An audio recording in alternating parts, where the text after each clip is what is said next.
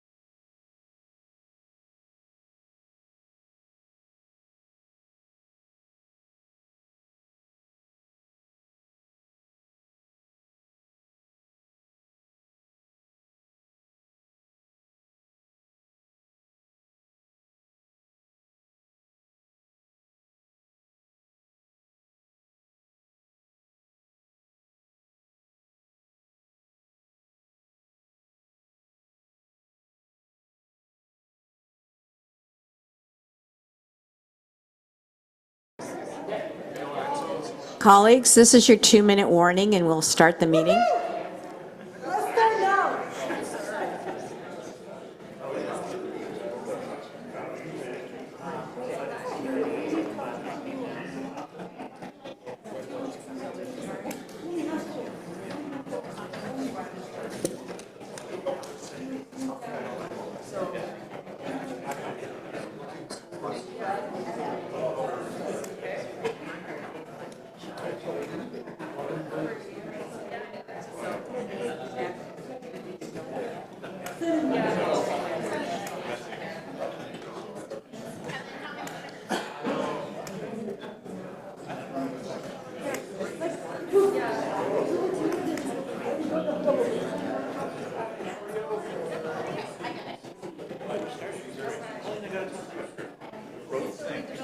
Scott! Scott! Good, you're awesome. This is a good news. Yeah, it's a good vibe. Hi, Karen. So I interrupted you. Oh, my.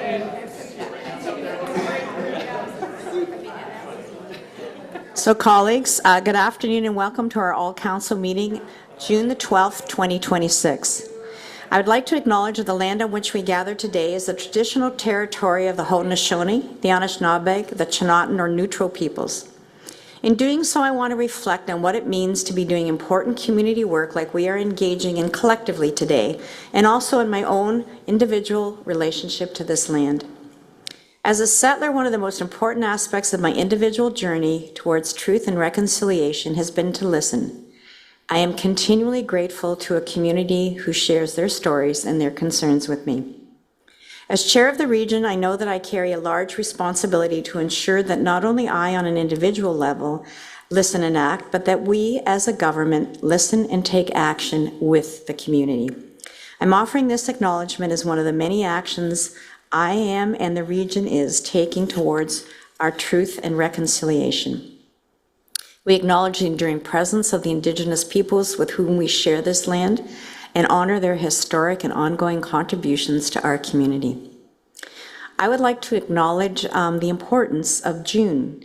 It is National Indigenous History Month in Canada, so let us take some special time this month to appreciate the rich heritage, the history, resilience, and diversity of all Indigenous peoples.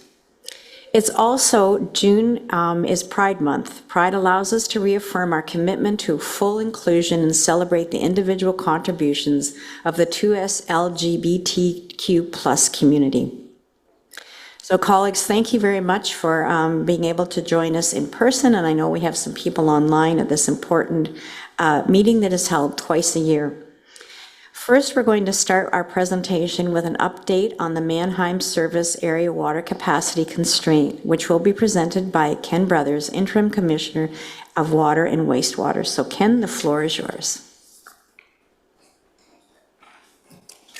Hey, Ken.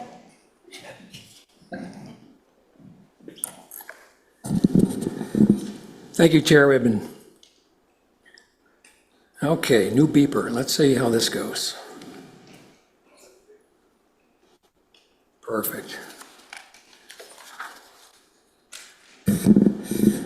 So good afternoon. What a beautiful day it is out there. We'll try not to keep you here too long today.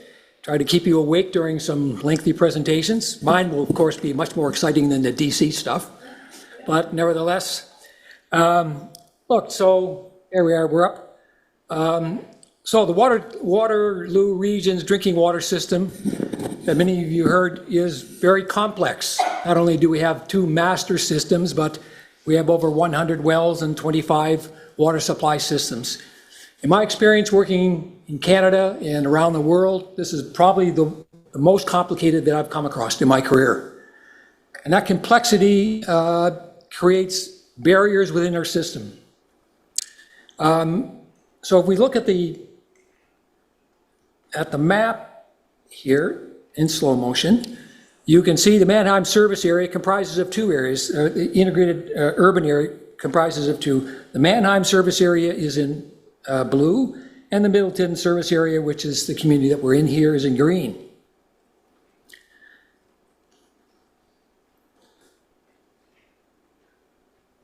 There we go. Through the ongoing work and the development of the water supply strategy, a capacity constraint was defined in the Mannheim service area in late 2025. And it arises out of the two systems that we have there that are not fully integrated, have different qualities of water and treatment processes and different pressures in different areas.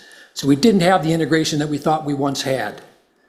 And this situation, when it was analyzed, was determined within Mannheim that we didn't have the capacity that we thought we had by taking water from the Middleton area.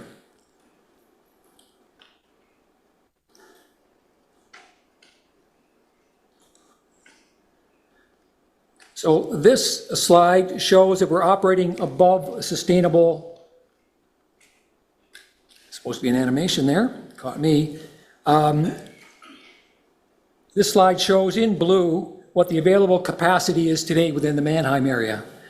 The green illustrates the current demand that we have, which you can see visually exceeds the current supply that we have. Now, during this period of time, there's always some projected growth that we also have to supply, so that's on top of the current demand. For illustration purposes, you can see that we have a shortfall between what we're able to provide and what we're actually using in the system. And this creates a peaking situation, particularly in the summer, where we're stressing our systems to supply this, and that is not sustainable.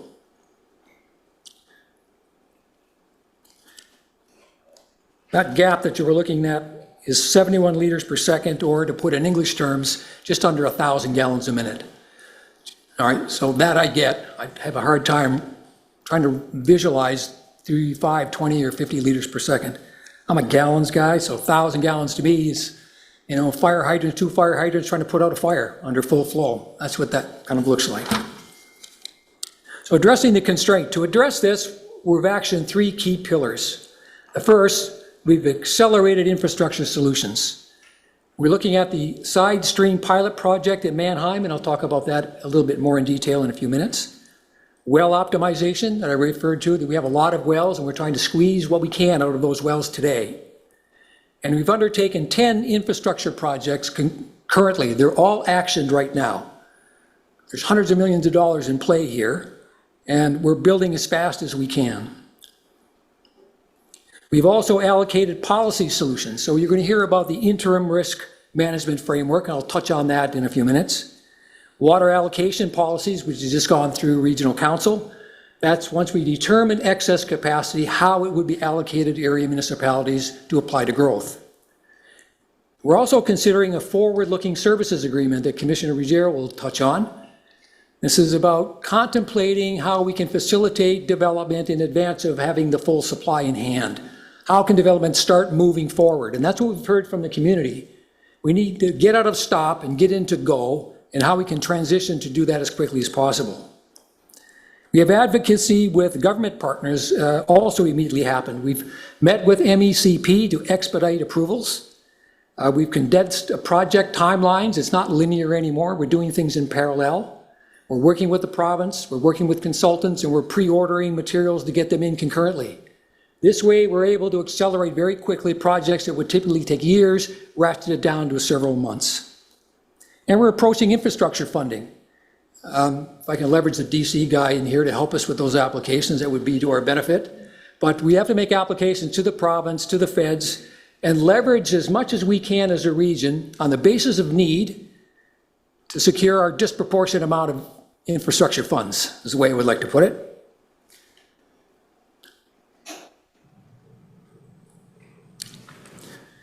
So to facilitate this, the region established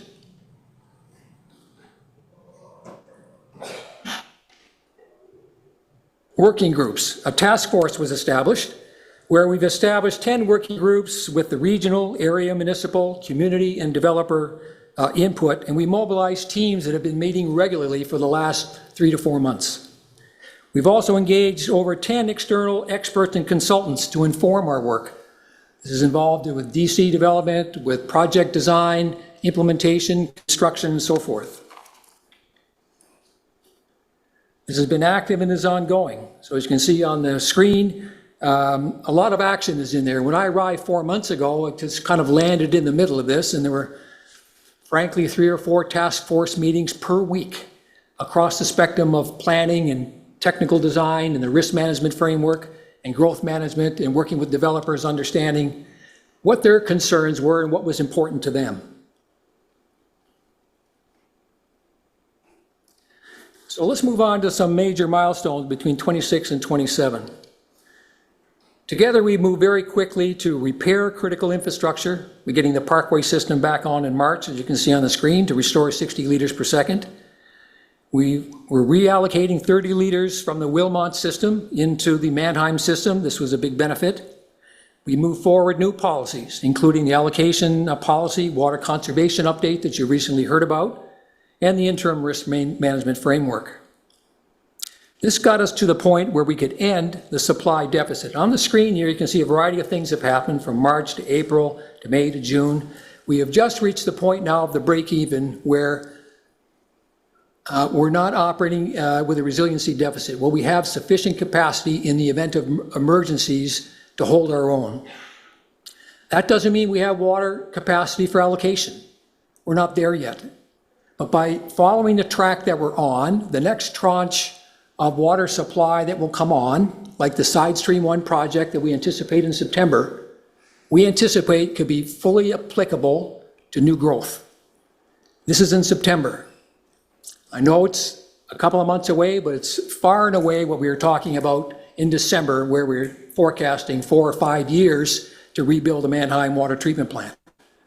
There's been a tremendous acceleration put together by staff and area municipal partners that have contributed in this process that we need to tip our hat to in this collaboration. As we move forward, you can see that in the fall we have the Mannheim Phase 1. I'm going to talk about the laminar treatment process in a few moments. This is a two-step process for the one container that you will see, but we hope in the fall, in September, that will generate an additional 20 liters per second.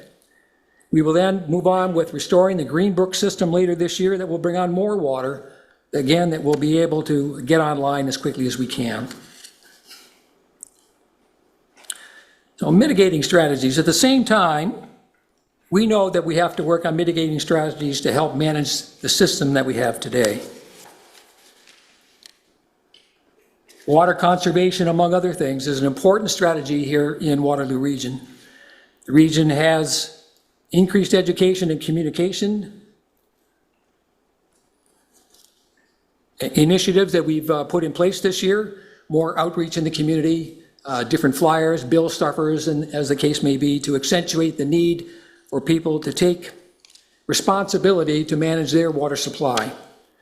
So this year we've got increased education in communications and water conservation, and staff continuing to engage with heavy water users in the region that wish to participate with us to see how they can reduce the heavy demand. So we've got it from residential to high commercial to the biggest industrial users in the region that are focused on managing and seeing how we can collectively reduce the water that we use. Let's move on to new infrastructure. To get new water online is essential for us in developing and addressing the constraint. Now, this is a bit of a busy slide, but nevertheless, as an example of how fast we're moving forward, I'll focus on the Mannheim side stream. Just a moment. Maybe slightly out of sync here. I am. What you see here is what staff commonly referred to as the snake. It really kind of defines where we are in 2026 in the brown area, and there's a snake around. There's a variety of different initiatives that are taking place. The brown icons are repairs and renewal work for systems that are currently down. The green ones indicate new capacity that's coming online. So you can see from the Parkway to the Wilmot is the second green nozzle that's there and moving forward. We have a sequential number of systems that we're repairing and bringing on new capacity online. The enhancements that we're looking at are at Greenbrook, Mannheim Stage 1 in September, Mannheim Stream Stage 2, which we anticipate in Q2 of next year, Parkway optimization and the new Maple Grove system, expanding the Greenbrook water system. Under the icon there, I see the 2W pumping station and the new Grand Water system. This is what I'm referring to. We have a lot of work that's going on, and unfortunately with new treatment plants and major facilities, it takes time to have them fully implemented.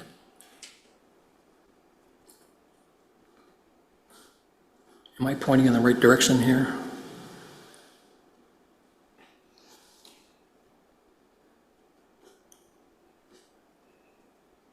Infrastructure. Come on.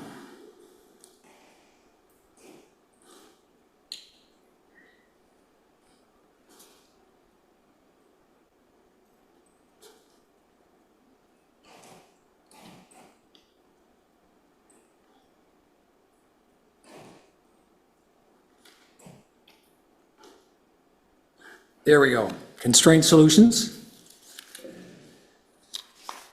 And a timeline for side stream. So in the fall, as I mentioned earlier, of 225, we identified the constraint. When the constraint was identified, we were at that time, because of the rehab at the Mineham treatment plant for the settling plates that had effectively collapsed, we were anticipating 5 years away from planned water coming on board. That figure was completely unacceptable to the chair, to council, to the CAO at the time, and staff were directed to accelerate and use all possible tools to get moving to divine new supply. So staff immediately considered what we could do to speed up that timeline and started exploring what's referred to as a side stream solution to get water online in 2 years. That would bring our timeline up by 3 years through the installation of an ultrafiltration unit at the Mannheim Water Treatment Plant. And that's what the side stream unit is. It's referred to as ultrafiltration.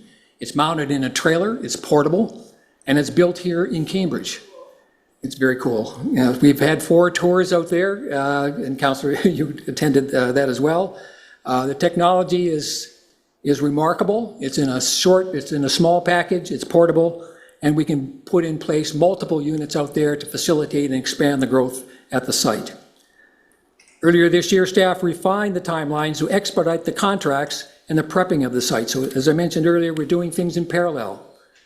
They also gathered MECP information and approvals early in the process, so it wouldn't form part of a series of approvals required, but we can do things in parallel. Regional Council approved the funding in early February that allowed the region to secure the local container to move quickly as soon as possible. Staff were also able to get the side stream project down from a 2-year anticipation to 9 months, expected to be completed this fall. So if you think about that acceleration, it's absolutely remarkable, even contemplating going from a building of a plant of 5 years, getting it down to 2, and then actually having the realization in 9 months from a dead stop. That's a time saving of 4 years that we're able to go from that down to a 9-month period. So what is side stream? Well, there's no better way than to actually go on site but actually see a picture of it. The region and municipal staff,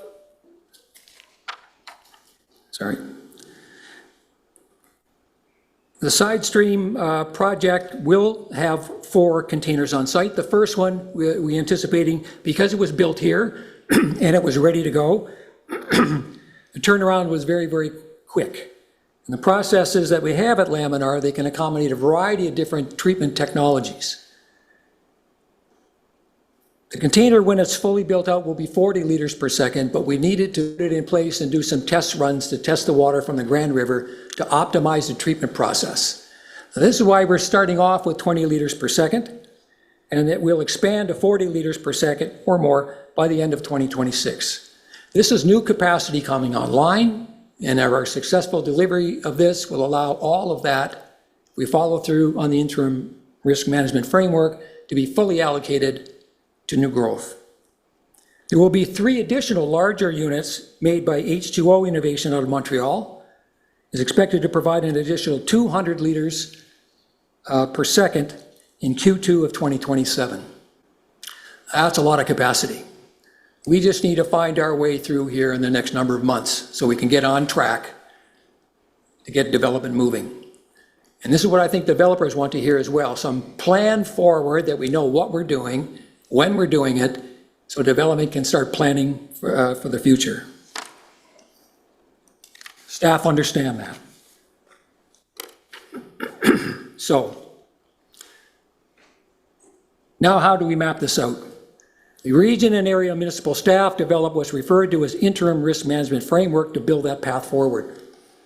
I want to thank all the staff, both of the region and area municipalities, who have dedicated their time and expertise in developing this framework.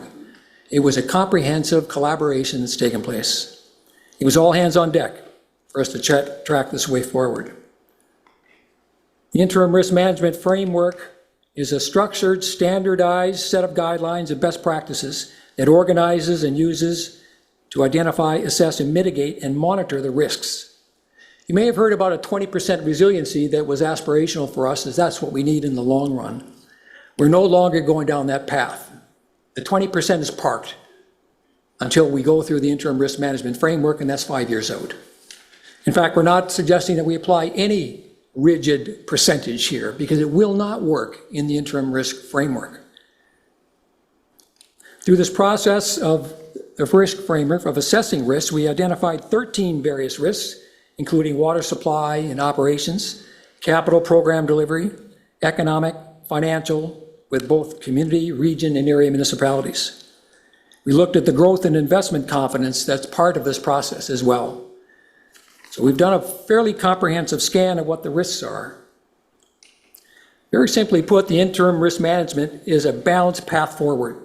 It strategically times when repairs can happen by deferring critical work until such time as we have the capacity to do that work. As you can see on the graph here, when new water capacity comes online on the left, like side stream, we can then take critical wells offline for the preventative maintenance that they require. This allows development to proceed safely and to proceed as fast as possible. So in the short term, in 2026, it maximizes the current supply wells that we have. We're deferring planned work until 2027. This allows all the wells that we have there now for full production for the system because we need the water now. When the next tranche of water supply comes on board, then we're positioned to bring those operational and maintenance wells for repair when we have the additional capacity, like Side Stream 2, like Greenbrook coming on back online, where we have that additional supply. That's when we'll do the planned work, not today when we need the water. So the risk is deferring the planned works till next year by maximizing the amount of water that we have today so we can get out of the deficit so every new source that comes on can be applied to growth. That's what the strategy says and does. And with that, I'm going to hand it off to my colleague, Commissioner Rigier, who's going to come forward and talk to you about planning and other very interesting things. That's a good question. Would you like to field questions now on that? So we can ask questions now or we can wait till the end? I'm in the hands of council. What do we think?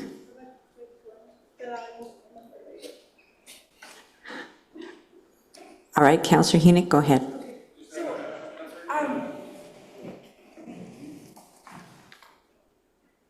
Ken, thank you for the presentation.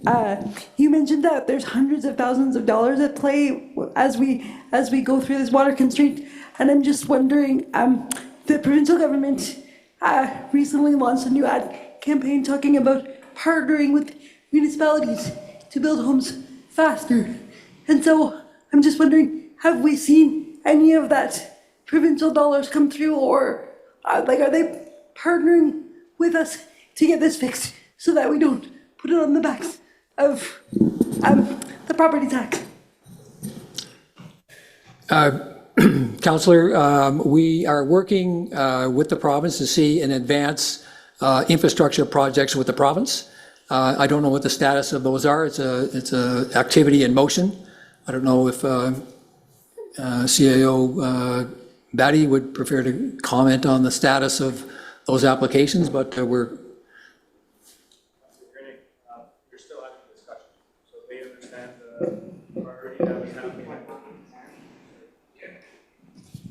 Just to respond to it, these discussions are still ongoing, and we're working with them to make sure that they understand the priorities behind about 8 or 9 projects that we have in mind. We're looking at about $80 million in support from them. I suspect we will not get all the dollars, but the province has indicated that they're willing to work with us. So we'll continue the discussion to see where we land, but that's where it is at. There's no commitment either way yet.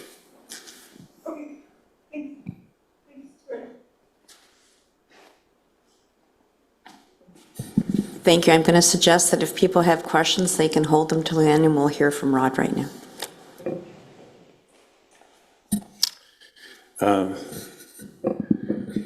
Thank you very much, Commissioner Brothers.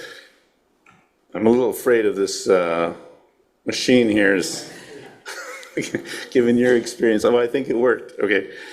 And I'd like to echo Ken's thanks to all of the staff and stakeholders, literally dozens and dozens of people that have been working on getting to a set of solutions here, not only on the infrastructure side, but also on the planning and administrative side.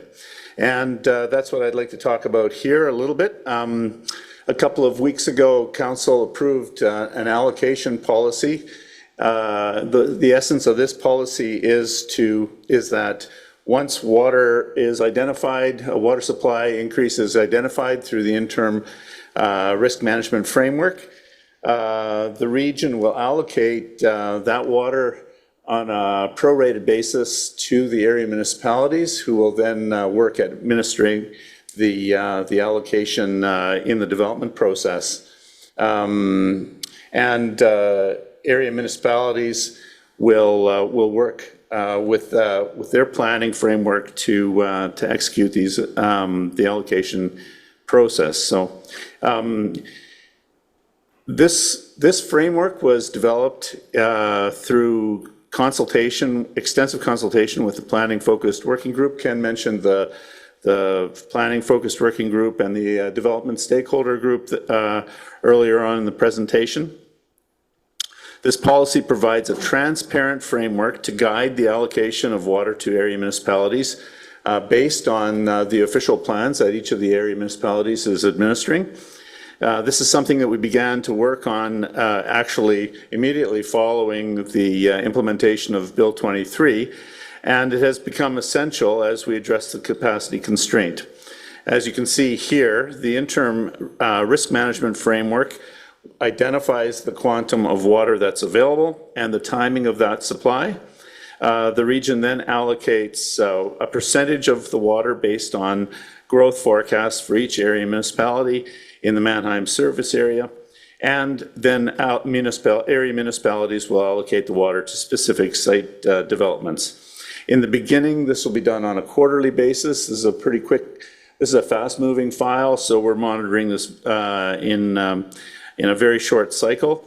But then we anticipate as more and more water becomes available, we can allocate larger buckets over time. Ooh, that worked. So we've done a lot of work on roles and responsibilities, and these are all laid out in the allocation policy. First of all, the policy will be reviewed on a periodic basis. This is a dynamic process. It's something that we'll have to make sure is working for everybody, and so we expect to go back at this in terms of review on a regular basis. In the near term, capacity for registered unbuilt units in plans of subdivision will be reserved from the new supply. These are projects where the region has already signed servicing agreements and that have been the foundation for the registration of plans of subdivision. We have a legal obligation to provide water for those projects, and so those will be taken off the top of the allocation. And then future projects that have a region-wide interest will be identified in collaboration with the area municipal planning leads and brought to regional council for consideration. You can imagine large-scale projects, for example, hospitals or other types of regionally strategic projects that we'll want to be able to figure out how to manage. Area municipalities are now working on their own policies and bylaws to support their own allocations to provide water to individual developments. And I understand that that's current work that's happening in each of our area municipal offices. There is a significant data sharing component to this work, which requires inputs and tracking from both area municipalities and the region. We need to be careful here that we do not over-allocate supply, which would land us in a similar position as to what we're in now. So there's going to be a very a good bit of attention paid to how we're going to account for developments and avoid the dilemma that we find ourselves in now. All right. As I mentioned, the water, when it is made available, will be allocated proportionately based on the long-term growth forecasts for each area municipality. Here you can see an example of an allocation of 20 liters per second. So if and when 20 liters per second are made available, this is one scenario for the allocation of that amount based on the growth forecasts for each of the area municipalities. As area municipalities update their long-term growth projections as development is actualized in each of the area municipalities, these percentages by city and township will also be updated.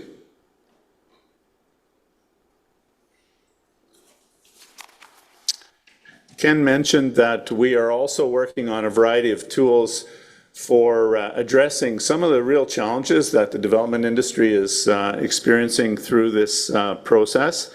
There are two primary tools here, the transfers of servicing agreements between components of major developments and forward-looking servicing agreements to anticipate investment in development over an extended period of time.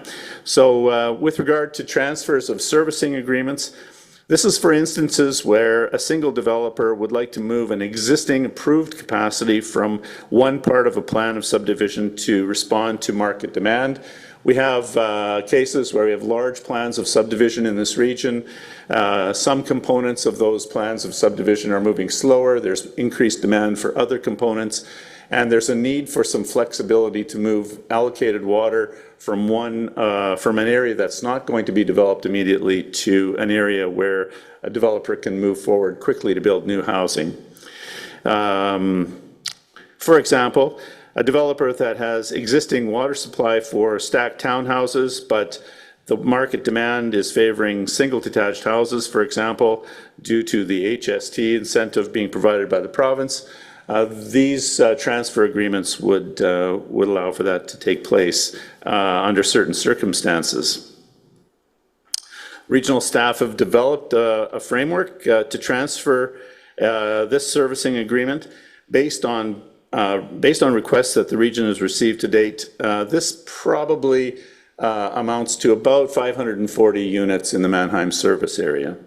And this will be going forward. We have a report that's going forward to Council on June 17th. We're also exploring the use of forward-looking servicing agreements.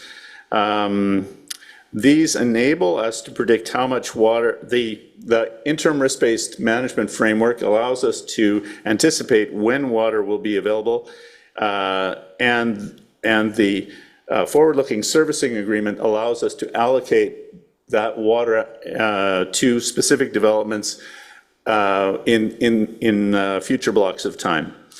This is a more complex agreement that looks to address the development that does not require water capacity until some point in the future. We've got lots of situations where, for example, a development requires a servicing agreement in order to start clearing land, start site grading, start construction of basic infrastructure.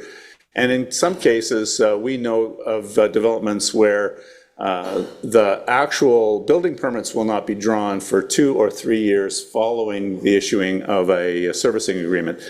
And we will have some certainty that water will be available in that time frame. So this forward-looking servicing agreement will allow us to manage risk by both the municipality, by the developer, and by the region in that process.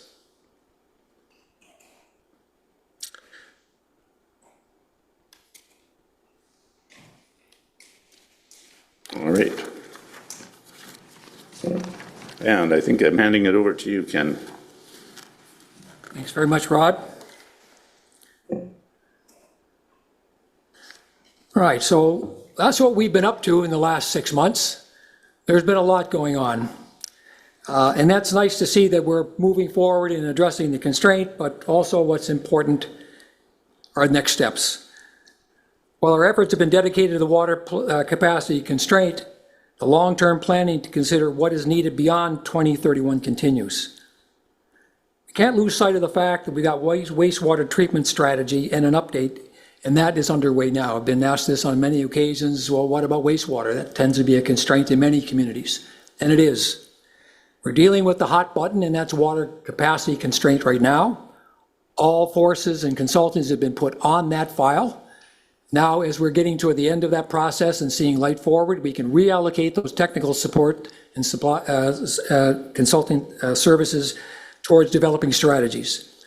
So the wastewater treatment strategy is underway, and the water supply strategy update, which we had to move off of when the constraint became obvious, is set to come back on to council in early 2028. We have not forgot about it.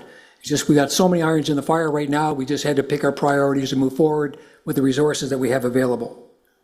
We must focus on the water constraint now so that we can get out of this situation that we're in, that none of us want to be in. So with that, Chair Redmond, I'd like to wrap up and thank everyone for taking the time to come out on this beautiful afternoon and understand a little bit more about the water constraint and our operating and policy plans to address it. If there's any additional questions, we'd be happy to entertain it. And if not, Chair Redmond, I turn back to you. So Ken, don't go too far, and Rod, maybe you want to stand at the ready. I see some questions. Go ahead. I can use my outside voice. Well, there's people online. It's a great outside voice, though. Yes, I represent Ward 1 in Roma Township, where it constitutes the 4 wells in Manheim and in Shingletown. And so I haven't seen anything here on moving fast forward on effective well interference policy. I know it's August the 12th to be discussed, but I'm concerned in the meantime, that's a concern for my constituents. And the second piece is who's going to pay? As a private well owner who paid for my own well, are all residents of the region going to have to pay for the hundreds of millions, as you have talked about, in fast forwarding this, or is it the water users that are going to be assessed the cost? So those are my 2 questions. I read a few more questions in there than that, but let me kind of try to address that. Yes, we have a well interference policy review. The consultant has been undertaken. It started. We've got a draft policy in play. There's going to be community outreach by meeting with area municipal staff within the community. I think we have several of those are scheduled for June. So we're accelerating that process right now. So we're well underway for that. I expect substantive changes compared to the current policy because it needs it, in my view. So we are moving ahead with that, and the policy, when it arrives, and council will debate this, will determine what sort of levels of compensation, investigation, follow-up needs to take place. What are the appropriate tools for that investigation? And we understand that. I've been hearing some appeals for those that have used the current policy to come forward, where we've kind of just underscored the need to update it. So certainly from a staff perspective, we get it, and council has directed us to do that, and we've got a tight timeline to bring that back. Hopefully within that, there'll be a meeting of the minds, if you will, to have the appropriate assessment and determination of what level of compensation there would be. So who pays? Well, if we're drilling wells and there's an interference and we're able to determine that, then the region, through its policy, as may be determined by council, may pay. And I can't say it will because council needs to make that determination. But there's some expectation there that if there's an action and consequence, there will likely be some resolution in there, if I can pick my words closely. And that would be within the region, all right? I mean, you have to connect the dots here. If there's no connection and wells dry up, as they do, we're going through some climate changes here, wells are being affected. Long-term wells also dry up. So in the balance of all of these things, we're drawing aquifers a little harder, and the air is drier, and there's less rain. This is the gray area that comes in here. And all the appeals that I've heard and talking to our hydrogeologists, there's no black and white here, it's all shades of gray. And we need to come up with an appropriate policy that kind of recognizes that and is fair, is the best way I can craft this. And that's conversations we're having with our staff in terms of understanding the situation, understanding aquifers, understanding the dynamics of underground water. And so we understand that. We will be installing a few more wells out there, monitoring wells in some of the areas, likely in Wilmot, where we have some surface water. There's been some concerns about, surface water, shallow, that are drying up and so forth. We will be looking at additional well monitoring wells. And we have an extensive well monitoring system that's out there, and we have a report coming forward, I think, in June of this year, of a quarterly report to the province and MECP on our aquifers. So additional information will be coming forward on that. Did I get them all, sir? The other question is for the improvements and the new water. It isn't really good outside, please. For the new water coming online, where's that cost going to be assessed? Because there's a number of private well owners in the region. Do they pay the same? I know they pay regional tax. I just got my updated tax bill, and it was more than my lower municipal tax increase this past year. But beside that point, the point is it all going to be assessed? The peanut butter is going to be spread evenly across all ratepayers, or some at least, or a good chunk of it's going to be put in the water rates? Water rates. Good answer. I see we have Julie Wright online, so we'll go to Julie and then we'll come back to the people in person. Julie, go ahead. Thank you so much. Interesting conversation today, so thank you very much, Commissioner Brothers. I represent Ward 7 in Uptown Waterloo. This region is a particularly dense pressure point within a broader watershed that's governed in part by the GRCA. There's already 1 million people relying on the watershed and 50 communities drawing from the Grand River for their drinking water needs. While GRCA is going through its amalgamation and through the governance change, I have some concerns around that. It has a mandate through OREG 68621 to manage water to ensure sustainable water supplies for communities, economies, and ecosystems, and protect drinking water sources from contamination and overuse. So this scope is supported through the MOUs that it has with participating municipalities. My concern is that we're looking at our community and not taking a one water approach that would consider risks within the watershed itself. So you mentioned the impacts of climate change, the altered hydrological cycle. We either get too much rain with extreme rainfall, or we end up with prolonged droughts. Who's accounting for the total growth in the watershed, and who will keep this oversight during the transition phase during the region's interim risk management period? I'm wondering if I can ask Director Amy Shaw for Water Wastewater to respond to this. She's quite familiar with the regulations and so forth. Right here, Amy. Yeah. Come up here. With respect to permit to take waters especially, we've had some conversations with the MECP, and while they used to look at a local way, when they're approving permit to take waters, they used to look at a local interference. Based on our situation here in the region of Waterloo, they're now going to more of a cumulative impact, so an aquifer-based impact assessment. So they are expanding the way their technical staff are looking at how much water we pull out of the ground and looking at it on a community basis versus just a localized area. So the region also does provide comments. So our hydrogeologists also look at all the applications that come through our door. And because we're the most familiar with the source water protection areas and our concerns, we also provide our comments to the province for consideration. I don't know if that answered the question, but.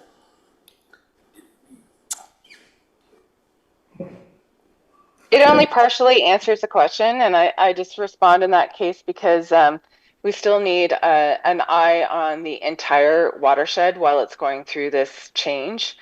You know, like it's a massive water governance shift that is coming our way at the same time as we're managing this interim risk period.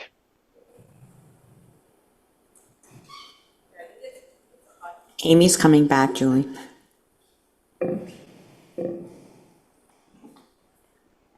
Okay, so with respect to, I think it's a mixed question of planning, and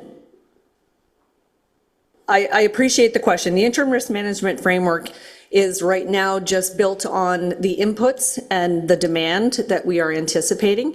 And again, that's based on the data that we have at hand. So as that data changes, we will be doing, updating the interim risk management framework, that information. I appreciate the longer term process. That will be covered under the water supply strategy update. And that's where we'll be looking at the needs of the community long term, past this 5-year period and into 2051. So I completely appreciate we need a longer term solution on that. And the water supply strategy update will be looking at that piece. Thank you, Amy. Helen? Can you get the mic? Is it on? It's on. Thank you. So I'm going to ask you a more layman question. We have the largest fresh water in all the world, and that's what residents are asking, and I'm questioning it too. And what I see is like more complicated, expensive, kind of bandage fixes. Has tapping into our Great Lakes not been an option? I mean, even if it's like 20 years down, but maybe start working on it. Yes. So I mentioned during my presentation, the next phase of this looking forward is the update of the water supply strategy. This was initially identified a number of years ago, and we'll be picking up the ball on that, and that will form part of that assessment as we move forward with the report coming forward in early 2028. It will be foundational, I would expect. But in the meantime, it would take, even if we decided to go that way, it would take years to develop that pipeline. So in the interim period, we've got to optimize and maximize the sources of supply available to us today. So certainly, we're all cognizant that we have to maintain our supplies, and that's why we have such a comprehensive water conservation program. We have well monitoring systems that are probably on a different level than anyone else because of the extent of our wells here, but it's a comprehensive assessment that we're undertaking all the time. It's critical to us that we maintain that aspect of our system and to get Mannheim water treatment plant up and running. So for the community, we've got a challenge ahead to maximize and monitor and optimize our Grand River system and our well supply systems until we can make that determination of what our path forward is. What's the best blend of source of supply to sustain this community moving forward? And that will be part of the water supply strategy. So I see 2 questions, so I'm going to give you each one question, and then we're going to move on because we have 2 other presenters. So, okay. Hi, thank you. Scott Davies, City Kitchener. I just had one question. Actually, first I want to just acknowledge the regional staff. I know they've been working expeditiously, and it's a serious issue, and I appreciate it.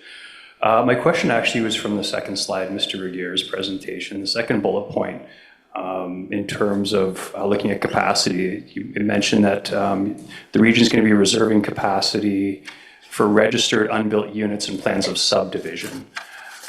Which sounds like it's coming off the top before it comes to the lower tiers. And I guess my question and concern is, within those plans of subdivision that are in there, are they actually planned to be built in the short-term time frame when we do have the water situation, or is there an opportunity to push some of those out so we can allocate more efficiently? Yeah, thank you very much, Councillor Davies. So it's a bit of a mixed bag in that some of these registered plans are enormous. They're multi-stage registered plans, and clearly some of them are going to take even decades to fully execute. So we're going to need to work with the development industry and the area municipalities to try and understand exactly what the requirement is going to be on a practical level, for the next, let's say, quarter, next half year, and the next year, and what this, what the requirements are going to be, for occupancy permits. We're all very keenly aware that lots of plans of subdivision have been registered years, if not decades, ahead of when the scheduled development is actually going to take place. We want to make sure that water is not tied up in unnecessarily by projects that are not going to be moving forward in the near term. I think that's going to require a very intentional set of conversations with the area municipalities and the development industry to make sure that we don't tie up water that can actually facilitate active building permits. There is going to be some nuance to that conversation for sure.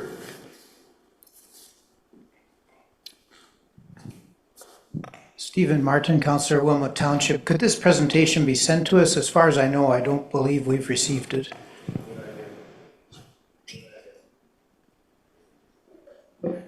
Thank you for the question, and yes, we will send them out. Thank you very much. Ken and Rod, I'm going to allow you to take your seats, and we have another interesting presentation. This one is hearing an update on the impacts of Bill 17 on development charges, and I'll now call on Daryl Abbs from Watson and Associates to provide a presentation. Welcome, Daryl. The floor is yours.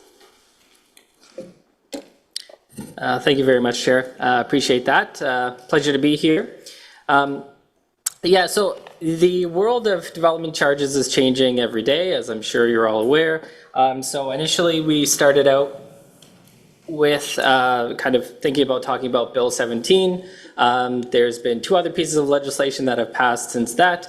And then there was a somewhat more topical idea of this development charge reduction program, which is very important. So I think we're going to talk a little bit more about that towards the end of the presentation. So we'll start off with just maybe just a kind of primer overview of development charges. We're all kind of familiar, but the intent is that it's a revenue tool used by municipalities to recover the capital costs associated with new development, right? You have new homes coming to your municipality, you have new businesses. Because of that new development, you need to build infrastructure, and the intent of development charges is to recover the capital cost of that infrastructure from that new development. And so development charges are for capital costs in addition to what a developer would normally pay for as part of their development. And just on the picture here, I took kind of developing area in Kitchener and highlighted kind of the development area. So you see all the roads internal to the development are typically the water mains and wastewater mains underneath the roads the developer pays for, but development charges for the broader infrastructure to connect all the developments together. We're empowered to impose these charges through the Development Charges Act, and that legislation guides the way that we calculate the charge, the background study, the public process, and how the bylaw gets implemented as well. And so, with respect to kind of how do we pay for things, municipalities only have a few tools in their tool belt. So there's a few growth-related financing tools you can use. You can use development charges. If you're not the region, you can use community benefit charges. And so that's to recover the capital costs associated with high-density development, typically for non-DC eligible services, things like city halls, museums, things of that nature. And then parkland dedication. So through the Planning Act, you can require development to provide either the land or a cash in lieu of the land to recover the cost of parkland. Now there's some limitations that the province has put on parkland dedication. They've restricted what municipalities can collect. but that tool is still available. And so when we think about development charges, we think about them in the context of they pay for additional capital costs, but how does that affect your budgets? Both your tax-supported budget, your rate-supported budget. And it's actually just one small piece in the broader consideration of your budgets. And so what this schematic shows is the financial impact of development, right? One of the things we hear from the development community is we're going to build homes, you're going to get tax revenue. Yes, that's true, but that is one piece of the picture. And so what here we show on the left-hand side is, in those blue boxes, the proposed developing land area. So just take a subdivision that you might think of from your own respective municipality. We can identify the amount of housing being developed there, the amount of people associated with those units. If there's commercial, you can identify the amount of businesses, the square footage of that floor space, and the employees that arise out of it. So in the top orange box, we say, okay, well, from the new buildings, we know we're going to get assessment and tax revenue. So we can calculate and kind of estimate what the additional tax revenue is going to be. Same thing with water, wastewater rate revenue. In addition to that, there's also going to be other revenues, fees, fines, fares, all these other revenues that come along with additional population and employment. But what we have to think about as well is those additional costs that we're going to incur. So if we go down to the bottom of that middle row, there's identification of infrastructure. So with those new homes and those new businesses, internal to that subdivision, it might be roads, water, wastewater, parkland, some other items directly being constructed by the developer. They might pay for it initially, but once that subdivision gets assumed, that's now your cost. That's now your liability. And with the new recent changes to the Infrastructure for Jobs and Prosperity Act, the new asset management requirements, you have to actually plan for that. So there's the infrastructure directly within that subdivision. There's also infrastructure broadly in the municipality, right? We have rec centers, we have libraries, we have all these other pieces of infrastructure needed to accommodate that development. And that comes with a cost, both an operating cost and the asset management replacement cost. There's other operating costs as well that we can kind of estimate on a per capita per employee basis, and we can put all that together to determine what the impact is on your tax supported and your rate supported budget. So again, development charges are just one small piece of the puzzle to help understand how you're paying for the initial capital cost. Once that capital is installed, that's now your liability to pay for. So with development charges, there's 19 eligible services listed in the Development Charges Act. I won't read them all, but the most common and typically the highest charges are for water, wastewater, roads, and parks and recreation services. What we can do is include development charges related to these services, or we can combine services or pull these services apart to create classes of services. And so the Development Charges Act does list eligible capital costs, specific costs that can be included. Traditionally, that's you're going to build or construct facilities or water mains or water supply. And you can also incorporate the capital component of a lease, circulation materials for libraries, and studies in respect of the eligible capital costs. You can also recover the cost of the development charge background study itself. There's certain costs listed as ineligible, so we can't purchase parkland. You get that through the Planning Act under parkland dedication, and the vehicles and equipment have to have a useful life of at least 7 years, so they're substantial. When we do the calculations, we can do the calculations on any time horizon now for all services except for transit, and now there's some restrictions on land, which I'll talk about. But that does allow us to utilize any planning horizon, whether that's 10 years, or if we're looking at something like water or wastewater and we have a master plan, we can look out to 2051, 2055, whatever the case may be. And so when we do the calculations, we first start out with the anticipated development. So the ACT says the amount, type, and location of development. We have to then look at the increase in need for service. And then we have to identify those specific capital projects that meet the increase in need for service to accommodate the development. We have to make a series of deductions, anything that doesn't benefit the development community but benefits the existing community, make those deductions. And what we're left with is the net cost related to growth. We divide that by the growth, and then what we get is a development charge per unit for residential development and per square foot of floor area for non-residential development. So there's been a number of changes, and historically when I've done these presentations, if there's a change to the legislation, we talk about the details of that change, and then another piece of legislation comes and we talk about the details. I'd be here all day going through all the different pieces of legislation, so I'll just kind of tell you what it is now. And so typically, when is the rate determined and when do developers pay? So residential development, typical residential development, let's say a subdivision of single detached homes, we'd calculate the charges at the time of building permit, and now they get to pay at the time of occupancy. Okay, so legislative change came in recently, allowing deferral of those charges to occupancy. Municipalities have now had to adjust their processes to require an occupancy permit, and so that when they come in for the occupancy permit, then they pay the development charge. Rental housing, they get, their charges are discounted depending on the number of bedrooms. It can be anywhere from 0 to 15, 20, 25%, depending on the number of bedrooms. And they get to pay in installment payments. So first payment upon occupancy each year for the next 5 years. Nonprofit housing is exempt, affordable housing is exempt, and attainable units will be exempt at some time when the province defines them. For non-residential development, commercial properties pay at the time of building permit. Institutional development gets to pay in installment payments over 5 years, just like rental housing. Industrial buildings, they would pay a building permit, but they also get an exemption if they're expanding their building up to 50%. Universities and colleges are exempt. Municipal government buildings and school boards don't charge each other development charges. Nonprofit retirement homes and long-term care homes are exempt. So doing these presentations, let's say 10 years ago, basically it was you pay that at the time of building permit, and that was pretty much it. It was very straightforward. Now there's a number of exemptions, a number of discounts, installment payments, and the other thing which tends to get a bit confusing is certain types of development, if they proceed through site plan and zoning bylaw, they get to have their rate frozen. So if I submit an application to the municipality, my development charge rate is frozen at whatever it is as of that time. Then we move forward, the municipality is going to approve my application. Once it's approved, I have 18 months to pull my building permit. If I do so, within that 18 months, I get to pay the frozen rate. If I wait longer than the 18 months, I have to pay the rate of the day, whatever that might be. So where it was historically relatively straightforward for the building department or for municipalities to actually collect these charges and impose the bylaw, it's becoming increasingly difficult and challenging for staff to administer bylaws and for the development community to understand them as well. So I mentioned there was some changes to the legislation.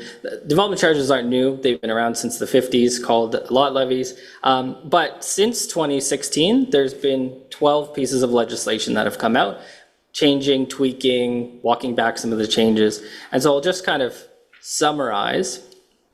Some of these bills had some minor changes. So Bill 73 was the first one that started to make some tweaks. Really that provided the ability for municipalities to take transit and look at it in a different way. That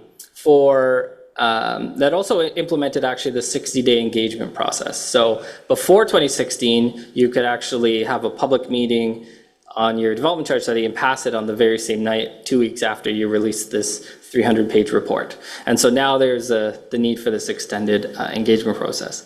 Bill 213 brought in the exemption for universities. Bill 109 started to provide some more reporting requirements for the treasurer's statements. Bill 134 brought in this exemption for affordable housing. We'll refine what we define as affordable housing. And then the most recent one in 2026 was the nonprofit retirement home exemption, which just came in, I think, a week or two ago, just received royal assent. The more major changes were back in 2019, Bill 108 and 138. They brought the installment payments for rental housing institutional development and the rate freeze that I talked about. Bill 197 then in 2020 came in, and what it did was it flipped the Development Charges Act a little bit. So before we said we can recover any cost if it's growth related, except for a certain number of things. Now it says you can only recover the cost of these services that are set out in the legislation. It also removed the 10% deduction. So before municipalities, we would calculate for certain services, parks and recreation, libraries, the softer services, we would make all the, we would calculate the growth-related share, and once we got down to the growth-related share, you also had to fund 10% of that growth-related share. Luckily, they removed that. It also introduced community benefit charges, so that new revenue tool for municipalities to use for high-density development. Bill 23 was the big one, and I think everyone's probably familiar with Bill 23. It brought in a number of exemptions, discounts, reductions, removed housing as an eligible service, and it put a limit on interest rates we can impose on those rate freezes. It also extended the bylaw life from 5 years to 10 years. So rather than having to come back every 5 years to look at your bylaw, update the numbers and information, it's 10 years now. You could always update it earlier if you choose, if things have changed, significant capital costs have changed, or the planning has changed. You can still update it sooner, it lives for 10 years if you do nothing. Bill 185, so what happened was Bill 23 came in, brought in a number of exemptions, brought in this requirement to phase in the charge, took out studies, and then they heard from the municipalities and they walked back some of those changes with Bill 185. And then the more recent changes, what we've seen is a new exemption. It's from Bill 17. This is the long-term care home. One of the bigger things is they've taken the definition of capital cost and they've taken that, they've moved it to the regulations. So what does that mean for municipalities? That means that rather than having to go through and change the legislation in the House, they just need to make a posting in the Gazette and they can change the regulations tomorrow. And so that doesn't allow a lot of time for municipalities to react to changes. It does allow them to move faster in making the changes, but again, more challenging for municipalities to manage that. They introduced this simplified bylaw amendment process, and this one I think is very helpful for municipalities. So what the legislation requires with development charges is very onerous. You have to put a background study together, you have to release that on your website, then you have to have a public meeting, you have to pass the bylaw, provide notice, and the bylaw is appealable to the OLT. With this process, all you need to do is bring a bylaw forward, pass it, and provide notice. You're not subject to the OLT, you don't need a detailed background study that's 300 pages, and so it's a simplified process. So you can do that for only 3 reasons. One is for if you're going to change the expiry date of the bylaw to align with that 10 years, if you're going to remove the indexing provisions of your bylaw, and the third one is if you're going to reduce the charges in whole or in part for one type or more development. And that's very helpful because there's a number of times where, maybe we're 2 years into our DC bylaw and council says, you know what, I think we should exempt this type of development. Historically, you'd have to do a background study and the whole process. Now you can just say, let's exempt them. Here's the amending bylaw, provide notice, and you're done. It also becomes very important when I talk about the DC reduction program in a couple slides, because you're going to need to use that process to reduce your charges potentially. It allows for the grouping of services for the purposes of credits. This one could be fairly significant for municipal cash flow. A credit is if I'm a developer and I build a project that's in my DC study. So they stepped in and they said, look, I don't want to wait till 2030 for that pipe to be built. Let me build it and I can keep going with my development. So I'm going to build that DC project. Well, I get reimbursed for that. So I get reimbursed in 1 or 2 ways. Cash, you're going to take the money out of the DC reserve fund and pay me back, or I'm going to get credits. So I'll get credit against my DC. So I go in and let's say it's a water project, a water main. When I go pay my water DCs, I don't have to pay until I use up all my credit. So what the development community has wanted and what the legislation has now allowed is that grouping of services for the purposes of paying credit. So now if I build a water main, I don't get credit just against the water development charge, I also get the credit against a wastewater. So now instead of paying me and doing your cash flow analysis on just the one reserve fund, you have to be mindful that you could be drawing on other reserve funds to accommodate this credit. So it can create cash flow issues right now, and that's kind of what happened in the next piece of legislation, is they've grouped water and wastewater together, but they could group other services together, which finance departments need to be mindful of. There's another requirement to allocate 60% of money in the reserve fund. And this is in response to all of the kind of rhetoric and what we hear in the public municipalities are sitting on piles and piles of cash. So their reserve funds are just sitting there building up money. And so the intent of this is that now through the annual treasury statement, municipalities will have to be mindful of how much money is in the reserve fund for each service. And then they need to allocate that money to projects so that really they're showing the province, they're showing the development community that they're intending on spending this money, and they're identifying what they're going to be spending it on. In addition, there was a new index that was added. So it's not, historically we would index our charges. There's a Toronto index, an Ottawa index. Now they've added a London index.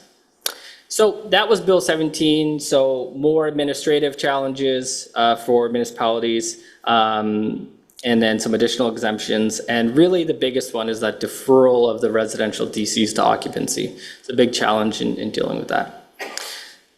With Bill 60, which also came in at the end of last year. So there's this requirement now to have land as a class of service. So what does that mean? If we take a look at your development charge study and we look at the projects, let's say we have road projects. Within the cost of those road projects are the cost of land. Or if it's a recreation facility and you're going to be purchasing land, the cost of that is built into the cost. So what we need to do is take all those costs out and we need to consider them separately in their own worksheet and their own calculation. But we also have to take the land out of our level of service calculations. So when we do a development charge calculation, the Act says you need to take a look at the historical level of service you provided over the last 15 years. Okay, this applies to everything except water and wastewater and transit. But let's say recreation facilities. Take a look at what you provided over the last 15 years, take an average, and what we do is we calculate a maximum amount we can include in the development charge calculation. If you take land out of those calculations, the amount we can include goes down. So for some municipalities, it has impacted them pretty significantly in what they can include in development charges. I mentioned the merging of water and wastewater credits, again, dealing with some cash flow issues. And then there's some, again, I think what we're seeing from the province is this push for more transparency. And so now when a background study is undertaken and created, we have to include more detail on how we've calculated the non-growth related share of projects. Luckily, we can do this by service. I'm sure you can appreciate, even if you look at your own development charge study, if you look at the list of water, wastewater projects or road projects, you might have 50 to 100 projects on there. And the background study is already long enough as it is, but we do have to provide some more detail into how we've made those determinations. And again, more information required as part of the annual treasurer statement. So there's more information required, more transparency, and these now have to be completed by June 30th. So I'm sure all the finance departments are working very diligently to get that done by June 30th. And they have to be submitted to the minister. So they have to be submitted by July 15th. Historically, you never had to submit them. And so again, I think what the intent here is the provinces, what's transparency? We need to see more detail, and now they're going to start looking at the treasurer's statements as well. And then lastly, there's this requirement for a local service policy. So I mentioned at the beginning, development charges are to recover the capital costs in addition to what a developer would normally pay for. Well, what, next slide. There it is. So what a developer would normally pay for is listed out in your local service policy. So if I'm not mistaken, I think all, if not most of your development charge background studies already have a local service policy. But what they've done now is made this a requirement in the legislation. And so you have to go through and you have to work with finance, planning, and your building, your development departments, and really detail out what's required of the developer in any case. So how do we treat water? How do we treat water mains within the subdivision? How do we treat them external to the subdivision? Yes, the developer is going to build the roads internal and the sidewalks internal to the subdivision, but what if a sidewalk needs to be constructed adjacent to the subdivision? What if the intersection improvements need to happen, one block down from the intersection because of my development? So this needs to be detailed and very clear. The intent is if I'm a developer, I open up that background study, I look at the policy and I say, okay, well, I know I need to build this sidewalk and this road that's clearly going to be my cost. This sidewalk and this road, that's going to be in the development charge study. So these become far more important now that they're legislatively required to be included.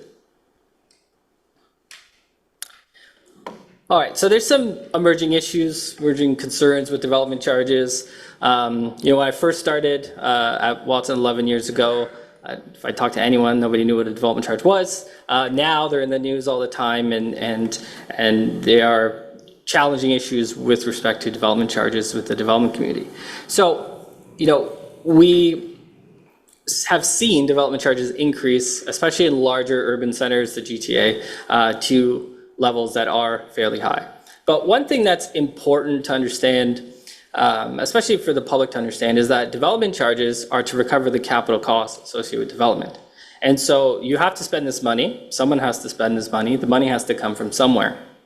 And so with the biggest change was when COVID happened, we saw tender prices skyrocket. Tender prices for municipal projects went up, building construction prices for developers went up, the cost to build went up.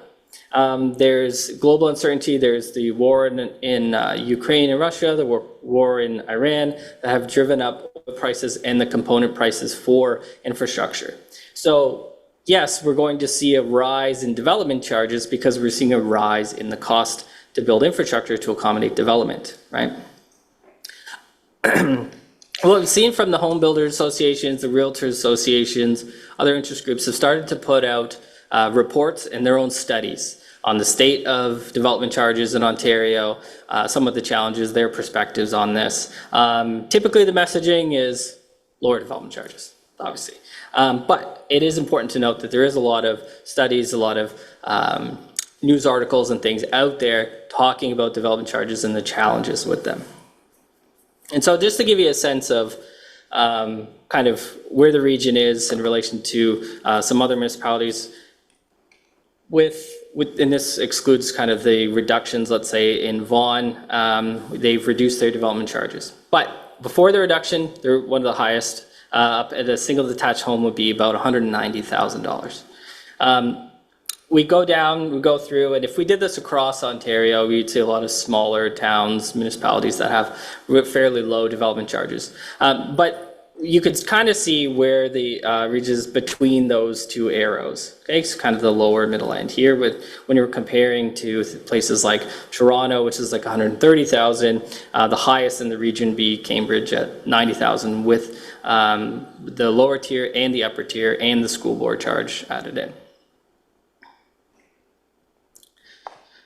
So some of what we take a look at in more recent years, this has become kind of more important, is traditionally, let's say over the last maybe 30 years, development charges were probably around the range of 6 to 8% of the price of a house.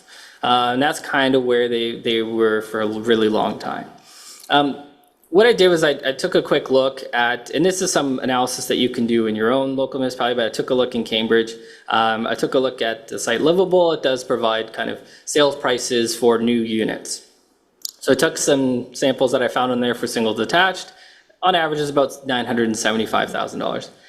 With a development charge of $90,000 in total, it's about 9% of that. Okay, so maybe just a titch higher than what we've seen historically. When we take a look at Woolwich, I took a look at a number of examples. The average is covered in there, but by me talking, but it's 1.4 million if we include that more expensive, and a little bit less if we don't. So it ranges from 5 to 8%. So when we're talking about the rise in the cost of development charges, again, they're still, what we're seeing is some municipalities that they're still in the range of where they've been historically. One of the things that we've gotten into a little bit is in working with the development community as well, is looking at a pro forma. So we understand that development charges are an input cost, but how does that compare to the rest of it? So on the right side of this diagram, we have the project revenues, the sales price, the market price of the houses, how much money can I make from selling these units? On the left side are all the different components, right? So we have the profit margin, and the profit margins, when the developers go to the bank, they need to show them, based on the numbers, a profit margin around 12 to 15%. Otherwise, they can't get financing to actually do their project. Now, speaking to some councillors, they've spoken to the development community, and they say that, yes, that's at the beginning of the project. At the end of the project, it's likely a lot less, especially nowadays. But what we see is all these different components. Typically, when we start to run these numbers, the construction-related costs are some of the highest, and they are much higher because of the rise in construction costs. Land values as well have risen significantly. So there's land, there's construction-related costs that have increased, and there's development charges, other costs such as financing, and then other taxes and levies and fees. There's really two ways to make this work, right? We have our costs and we have our revenues. Either the revenues need to go up, which would require increases in incomes, right? The market price of a house is based on how much I'm willing to pay for the house. If I'm going to buy a single detached house for $1 million, I'll buy it at $1 million. And the only way I would be able to pay more for that is if my income went up. The other way to make the pro forma work is to reduce the costs. Okay, and I think that's where, in part, the developers say, let's reduce the costs, let's remove some of the development charges. But again, keeping in mind that if, going back to that fiscal impact of development, if you remove development charges, someone's got to pay for that, and that's going to be paid for by your property taxes or your ratepayers. So with some of these kind of market challenges in the development community, we're seeing an increase in appeals, right? So once you pass a bylaw, the development community or anyone has 40 days to appeal the bylaw, and they can go to the Ontario Land Tribunal and challenge what's in the calculations. So some of the main things is really what we're seeing is developers coming forward and say, well, this number's too high. I'm going to challenge, I'm going to take you to the OLT, and I'm going to dig through the materials and try to find some areas where I think you've erred and you've charged us too much. The non-growth related share of projects. So whenever we take a project and we say, okay, well, this share of the project relates to the existing population, this share relates to the new growth, so we're going to include that in the charges. They've been challenging that a lot more, hence why we see some of the legislative changes in providing more detail around the benefit to existing or that non-growth related share. Allocations to growth outside the period. So if we're oversizing projects past our growth forecast says, we have to make a deduction for that. There's a lot of times challenges to that. And then reducing or really trying to remove projects that they feel just completely aren't growth related. So with that, we're kind of seeing an increase in settlements and mediations. So perhaps maybe the strategy is, I'm going to appeal the bylaw, I'm going to identify a number of issues, let's go, let's just settle this, let's figure out where we can meet in the middle. And so we're seeing some of that. And then there's quite frequently now an increasing amount of complaints related to that local service policy. So again, I mentioned it's very important. What we're hearing from the development community is that they'll get through their development process, and then the municipality will say, well, you have to build that sidewalk because it's a local service.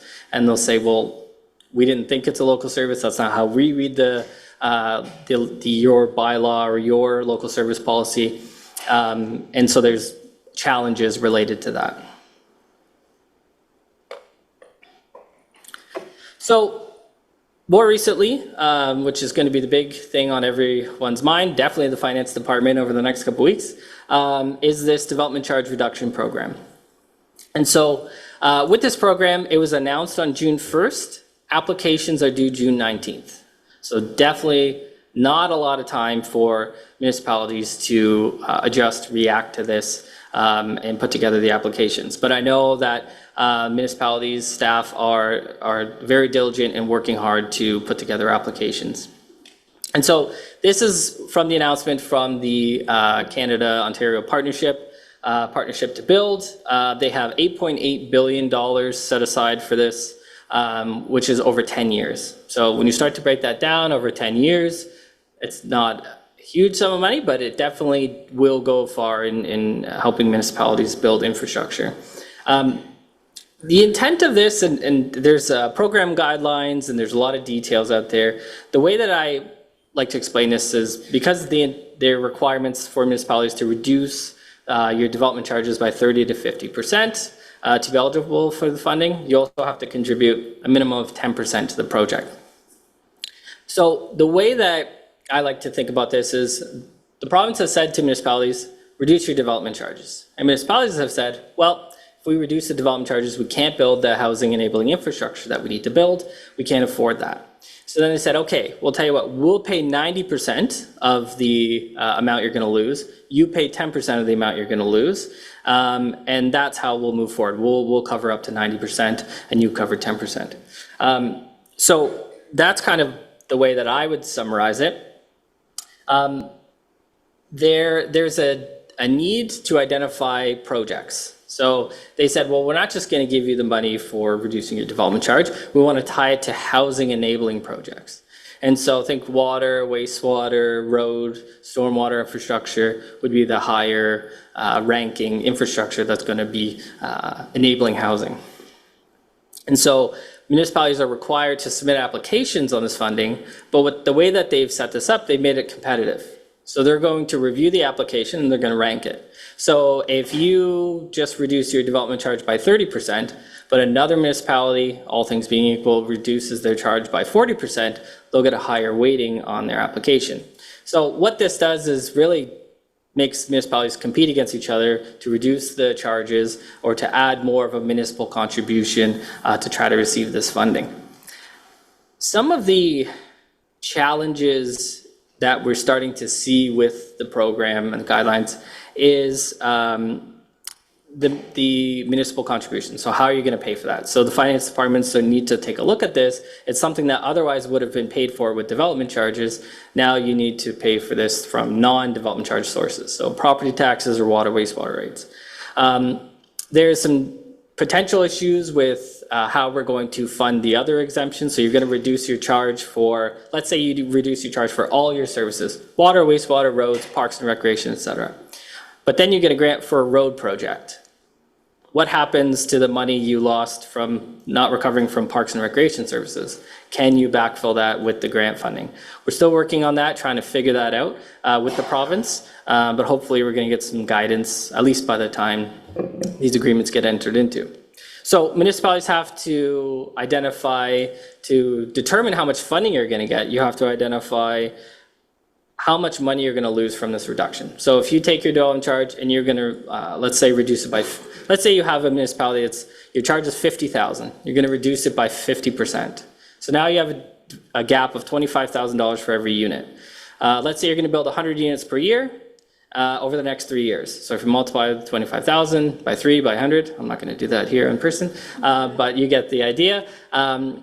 That's how much money you would lose from this or provide in DC relief, plus the 10% contribution. That's how much grant funding you could potentially receive. So maybe for bigger municipalities, maybe for the region, maybe for the cities, it might make sense. But in speaking with some small municipalities and maybe for the townships, it might not actually be a lot of funding. So it might not be worth it to apply. But those are considerations that the finance departments are working diligently to try to understand. So just to wrap up a couple things, just wanted to inform you, so we're working with the region on the development charge background study. Just want to give you an update on the timeline of that. So we've been working with staff. We have most of the service areas, the capital needs rounded out. The anticipated date for the background study is the end of the year. So we'd have the background study up by the end of the year. We'd have the public meeting kind of in the first quarter and anticipate bylaw passage to happen either first or second quarter of next year. With that, happy to answer any questions. So Darryl, I want to thank you very much. This is a very timely presentation, and I know that everybody's doing background studies. I know there were a few of us at the Big City Mayor's meeting this morning, and there are more questions than answers. And it seems, even with the Deputy Minister and a lot of bureaucrats on from MMAH, they're basically building this plane as they fly it, so there's a whole lot of questions. I'm going to skip over questions. I'm going to thank you very much, and I'm going to go on to our next delegation. We do have a hard stop at 4:30, And I'm going to suggest that as long as Daryl doesn't run out the door, maybe you can ask him one-on-one questions. Our next presenter and our final item today is regarding the Economic Development Update, and we have Tony Lamontier from Waterloo Economic Development here, EDC, to provide a presentation. So welcome, Tony and Lucinda. The floor is yours.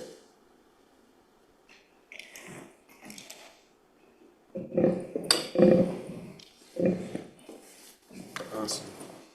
Just gonna grab a water. Yeah. Yeah, I know I can. I'm gonna have to lift it up for Tony.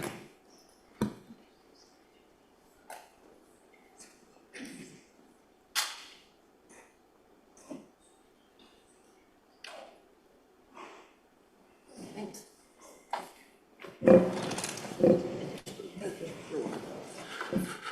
Well, good afternoon. I'm really pleased to be here. It's a milestone for me because this is very likely my last presentation to all council as the president and CEO of the Waterloo Region Economic Development Corporation. A really lucky guy. You know, when I think about January 4th, 2016, Jeff Wilmer with 2 L's, you were the CAO at City of Kitchener, and and I see Rod, who was running economic development at that city. The last 11 years has gone by like 5 minutes, and I've been blessed to work with many of you on a number of really important files over the years. And as the title of the presentation states clearly, I'm going to spend a few minutes on the past, what challenges we have now, and just lay out some ideas and important markers for the future. So if that makes sense, let's just plow ahead. For those who might not be aware, Waterloo EDC was created after a couple of years of community stakeholder work. There was a study done by Watson and Associates, I see they're represented here, that recommended the governance model, which is still in place, and it involved elected officials, business leaders, the chambers of commerce, and a lot's happened since the formative years of 2014-15. As we kind of built the team, it really was a startup, putting in payroll systems, IT, hiring some of the early team members. Lucinda Wallace, who's the senior vice president, has been with us for about 10 years, about this time. And in fact, the senior leadership team has been together for about 10 years. So that's very cool indeed. And we've grown from an organization of 1 to 15 full-time employees and 3 co-ops. So who we are, we're the first point of contact for companies wanting to locate, relocate, or expand into Waterloo Region. We provide a number of services ranging from international marketing to site selection to fam tours. We are actually also involved in talent acquisition. We're often asked by new investors to see if we could find a strong local lead. That includes C-level executives.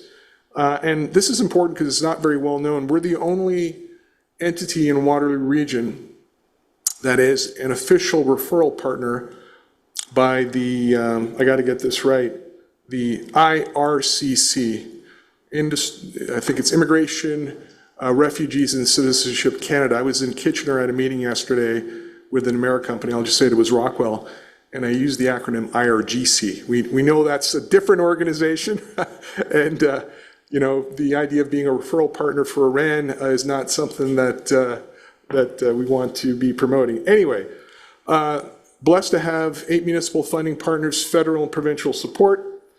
Early on, we tried to address the issue of who does what, and I think we've done a very good job of that, and that is to address the question of how many economic development staff does it take to turn on a light bulb in a region like Waterloo, right? So, with Kitchener, Cambridge, and Waterloo as kind of the anchor cities, each with their own economic development teams, Woolwich with a small team, we figured it was very important to lay out who does what. And we've lived by this for the last 9 or 10 years. It hasn't always been perfect, but this is a very important testimony to the stronger together, no door, left closed. We, as an example, our municipal partners are the local lead where they have staff for business retention and expansion. So for instance, in the meeting with Rockwell yesterday, Kitchener's ECDev team was leading that meeting, and we were there along because they are a multinational company, and we're playing a significant role in allowing them to settle in. And the support ranges from, I talked about talent, but potentially finding sites to expand. The young lady who's running Rockwell is married to a guy named Gino, so he hadn't heard of La Cucina before, so we introduced him to restaurants in the region as well. Let me just zip back here. Very important, especially as we promote the region abroad, to showcase the anchor investors, but also to travel with our mayors and key business representatives. And that's because there's a simple reason. Some of these companies have made long-term commitments to the region.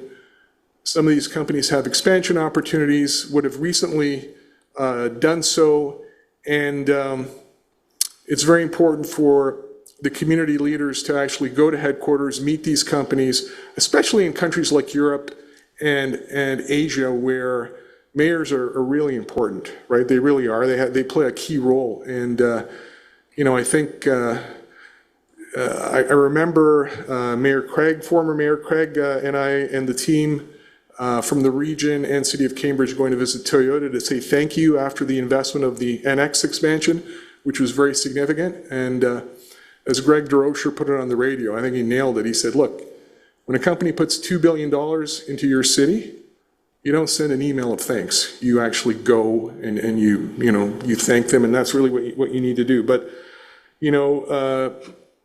Mayor Liggett and I going to see OVH Cloud and Septidont and Barry's time in Germany, and Mayor McCabe, who I don't think is here, visiting Languth and other countries and other companies in Germany. Very important period.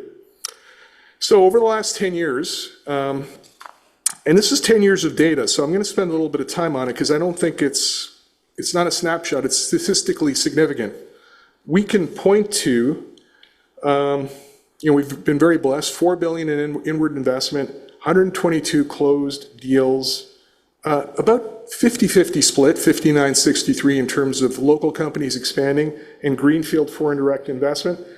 And the breakout has been kind of interesting. So over the last 10 years, the lion's share of the total investment, 63%, has actually gone to the City of Cambridge. And I think that's in large part because of the capital projects. So you think about the Toyota expansion or the related digital investment by CoreWeave in the data center.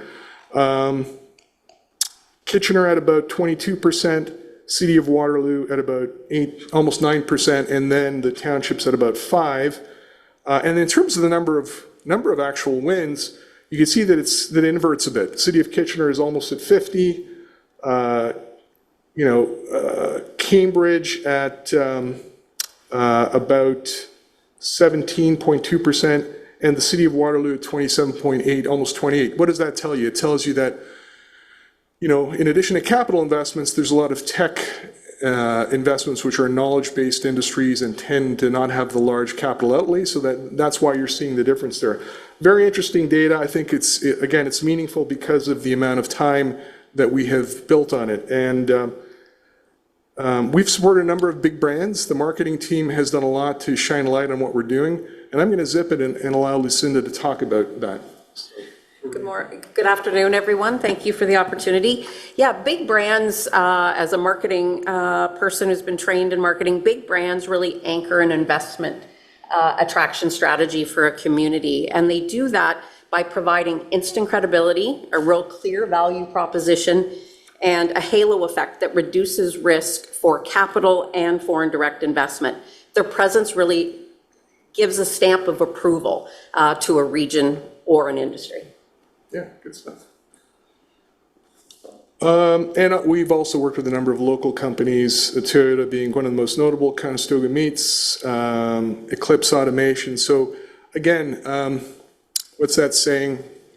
you've heard me say it before, you never walk past an old friend to greet a new one in economic development, and that's because most of your growth is going to come from your existing companies, and that's why local business outreach in the townships and the cities is critically important. So where are we at? This is as of June 3rd, 2026. 5 closed deals valued at just under 85 million. I can share the names of 4.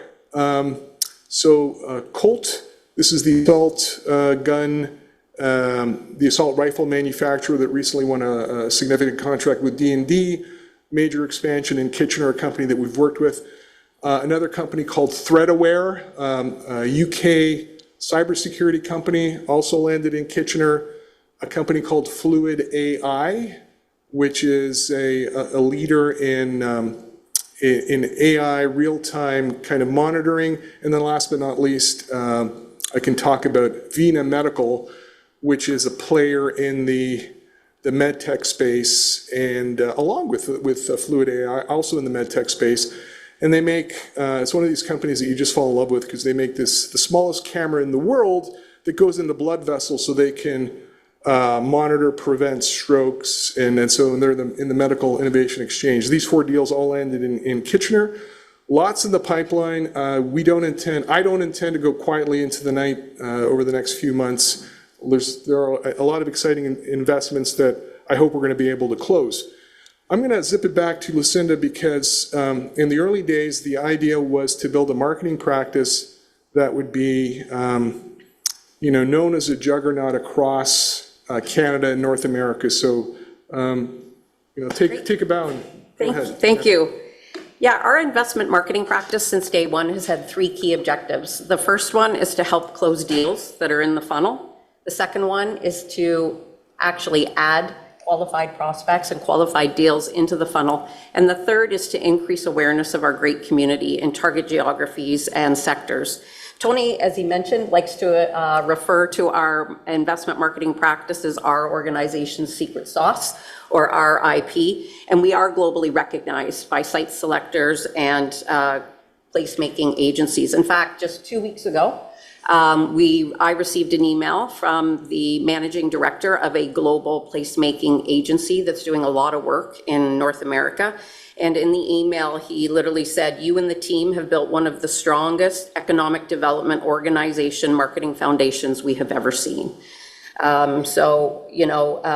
Really proud to have led the team for the last 10 years.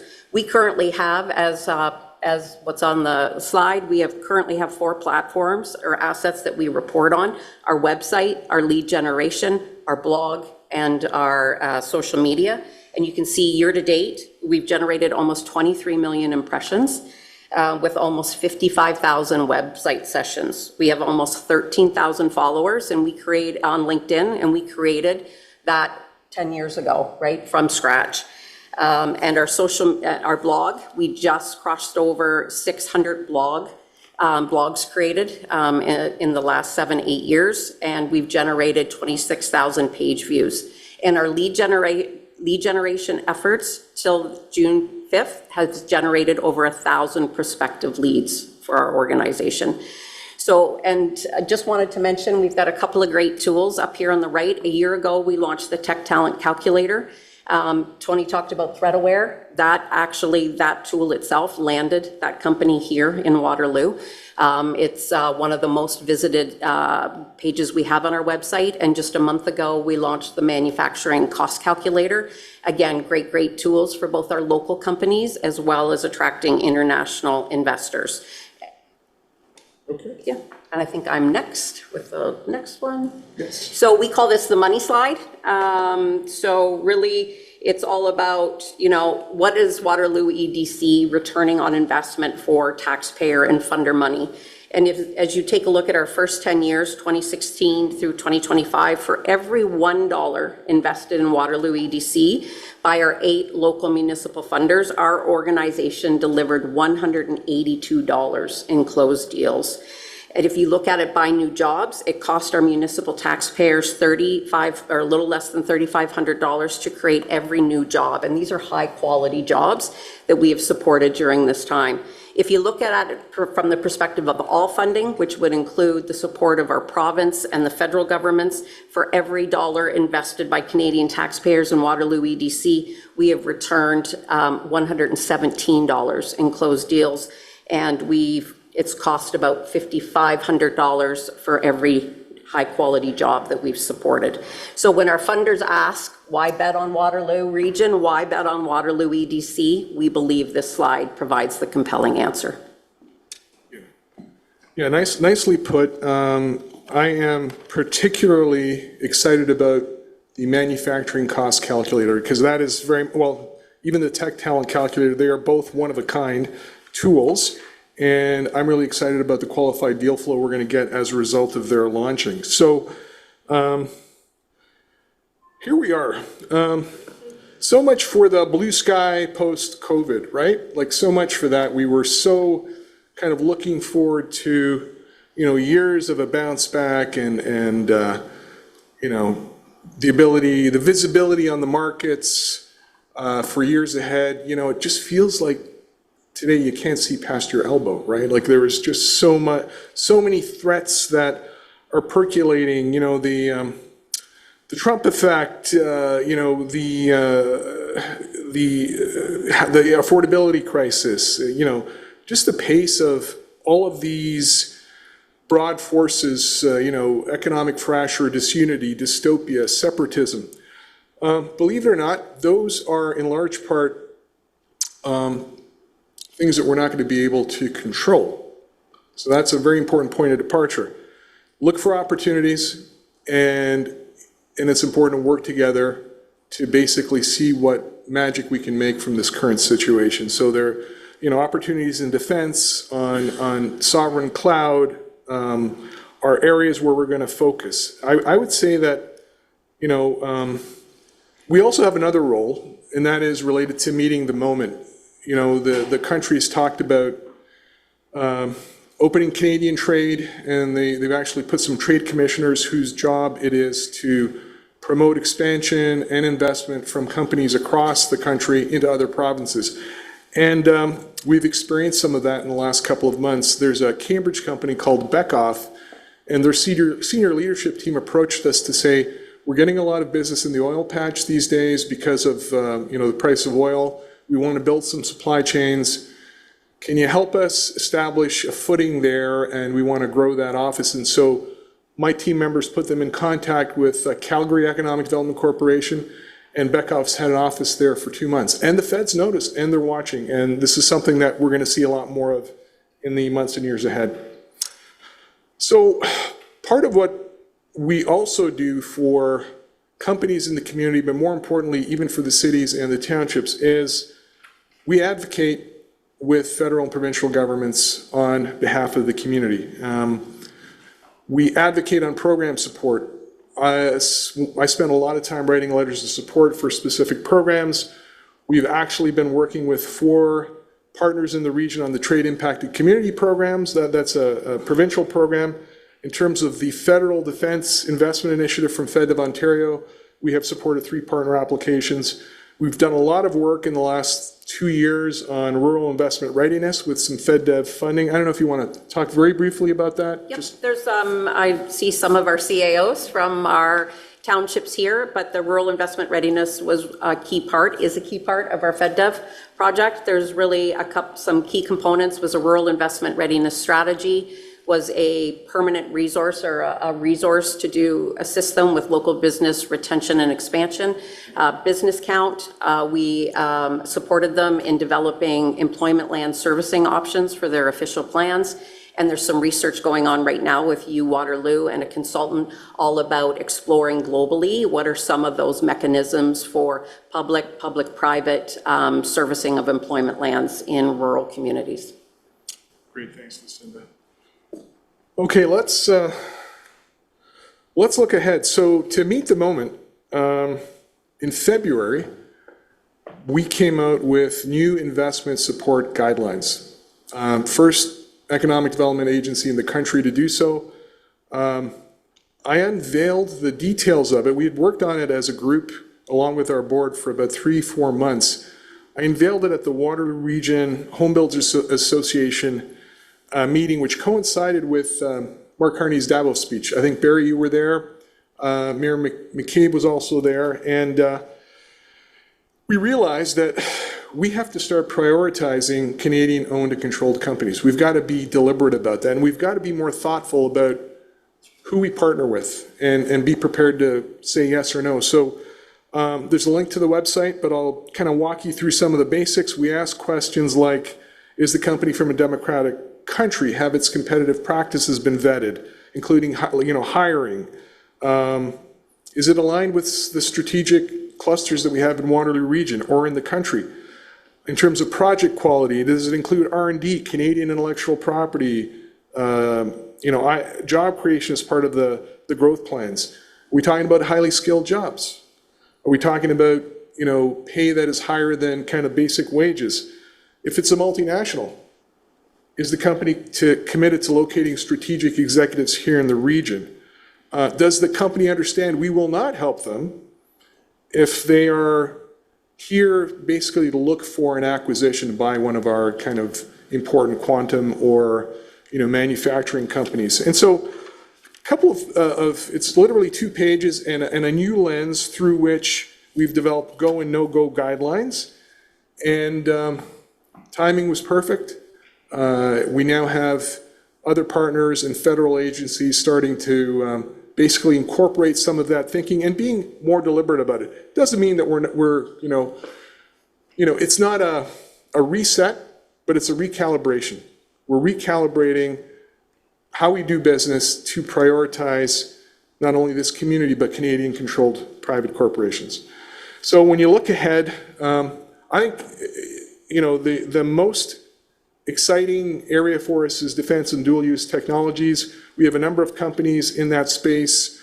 We have companies in the $180 billion, defense procurement, the submarine procurement, and we have some amazing companies that are part of those supply chains right here in the region, and I expect that work is going to continue. One of the things that we're known for is our cluster map development, which is like a one-pager graphic depiction of the assets we have in a particular sector, like artificial intelligence or quantum computing or aerospace. We're going to do one now for dual-use technologies with some support from the feds, and that's a key project for us.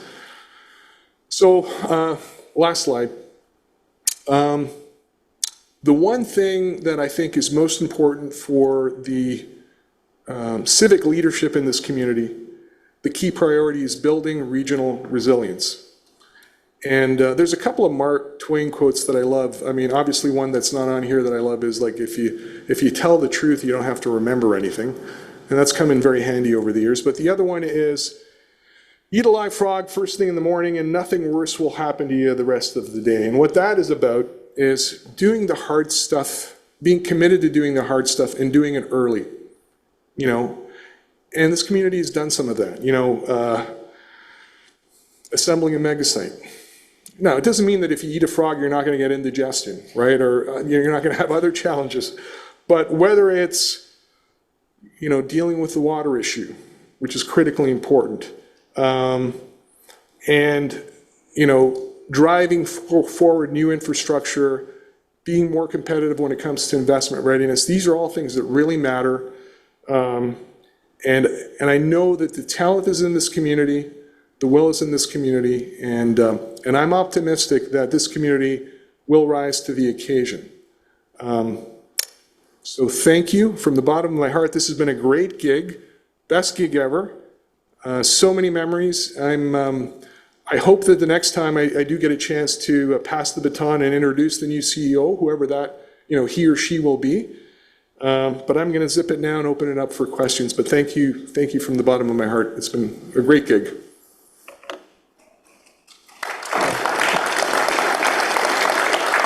Lucinda, thank you for bringing Tony with you. We have probably 3 minutes for questions, so I'm going to go to Doug and then Barry, and we'll probably have time for one more. So Doug, do you have a question? I may be incorrect about this, but at Regional Council, I brought up the issue of Cambridge in terms of its development falling behind KW. Am I correct in that? Why isn't there more investment? Why isn't it happening down here? And do you have any kind of remediation advice, if in fact that's correct? Well, it depends what it depends what you're measuring. The actual data show that from a money invested, Cambridge is by far the biggest recipient of capital investment over the last 10 years. In terms of so number one by far. In terms of the deal flow, this is not surprising. It is representative of the size, the population size, but it's not as big as Kitchener. But I think that's also because the deals in Kitchener are smaller, right? And that might just be a function of the kinds of deal flow in Cambridge. So, you know, a point of departure, or maybe a call to action for the city of Cambridge is maybe to do more work alongside us internationally to market the region for more knowledge-based industry investment, not just advanced manufacturing. Those deals take longer, and so that's why there's not as many, and they commit a lot of capital, right? So that's the difference. Thanks, Tony and Lucinda, for your presentation, and thanks, Tony, for the last 10 and a half years. You've done a great job really supporting the 7 area municipalities in the region in our work. It is kind of timely, and you touched on it very briefly in your presentation, the water issue, because it is, I think, a critical one. Many of us think it's a critical one, particularly when it comes to economic development. And I'm wondering if you can talk a little bit, you know, because all of us are going to need to be dealing with both the regional council and the area municipalities in the next little bit on everything from, you know, the final approvals at the region, the forward-facing agreements and prioritization at the cities. Wondering if you can just talk a little bit about sort of where we're at and how you think this is impacting us, both in the short term in terms of you know, deals that are in the midst without getting into any specific companies, the longer term potential reputational risk, and any advice around to all the councils around what we need to do to address this quickly, particularly around the forward-facing servicing agreements. So I think the resilience piece ties in very nicely here. I would treat the water issue as the top priority, and the reason is there is potential reputational risk. There needs to be process clarity as soon as possible. There are some very significant, capital investments that are hinging on allocation, and that can't be done in isolation from this work. So cities have to work with, the regional staff and regional council on, future water allocation, rights and policies. Reputations often,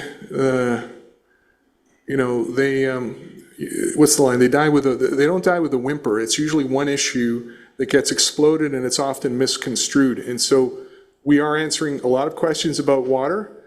And so the more we can offer clarity about, process and kind of timelines and speed and ease, because those are really important things, especially international investors who don't want kind of a bureaucrat's response to, can I have my water, yes or no, right? We actually need to be a community that says, we have a game plan, yes, we're not sure yet, give us 6 to 8 weeks or however that period is, or no. And that we really have to abide by that, because that is the right thing to do. We don't want to waste anybody's time, especially, and we want to keep these reputations golden. I will kind of say one last thing, and I'm just going to share it with this group, and it's not to blame anybody, but I talked about that eating the frog and the Twain quote about things that are left too long. There's an old Sicilian, I can't translate it directly, but it's beware of long things because they turn into snakes, right? Things that take too long. And so I remember before I stepped into this role, it would have been about June. So this time in 2015, I was still ADM of Investment and Industry at the province. I'd gotten the offer, I was thinking about exit, and I went to a friend of mine at the Ministry of Municipal Affairs and Housing, this guy named Larry Clay, who was very well known in the municipal community. I said, give me the skinny on Waterloo Region, like, you know, is that a decent place to go? What's the civic leadership like? What are they, you know, because I don't believe everything I read, and you've been working with all the municipalities across Ontario. And he said, you know what, Tony? It's an amazing community, very talented senior leadership. The region and the cities work very well together. I would tell you, take that job with no hesitation, you know, and you know, try to build a collaboration blueprint. That's important. But he did say one thing. He said, you know, they have this water issue that is going to have to be resolved. And he goes, but they'll figure it out. So I didn't think much of it. And like all of you, in November of 2025, I was surprised. But here we are. So let's get this done. I think it's really important. And thanks for the question, Barry. Okay. Yeah. So I'm just going to say again, thank you very much for this presentation in the last 10 and a half years, Tony. And you mentioned about a special sauce in Waterloo Region. We often talk about made in Waterloo Region solutions, but I'm glad it's not secret anymore because you've allowed people to see the measurement and the results of your work. So we're going to make sure more people know how special this region is. So thank you both very much. I want to thank everybody for coming, thank the people who already presented, and we do not need a motion to adjourn, so you don't have to feel any angst, but thank you all. I hope you have a great summer and a wonderful weekend.